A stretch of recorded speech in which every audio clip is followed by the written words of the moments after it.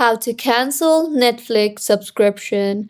Hello everyone, I am Bishaka and welcome to our channel. Now let's get right into the tutorial.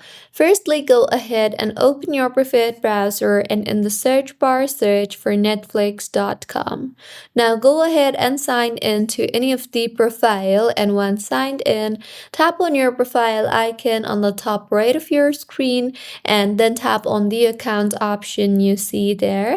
Further, in this particular interface, make sure that you are in the overview tab. Here you will see the option for manage membership, so tap on the manage membership option you see there and scroll down and you will see the option for cancel membership, so tap on the cancel membership option you see there, and with this tap on the cancel option you see there, and in the confirmation that appears, tap on the finish cancellation option you see there, and this might take a while, and with this your membership will be canceled.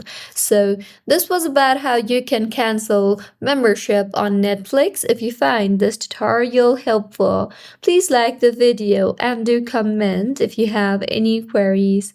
Also, do subscribe to our channel for more helpful tutorials like this. See you on the next one.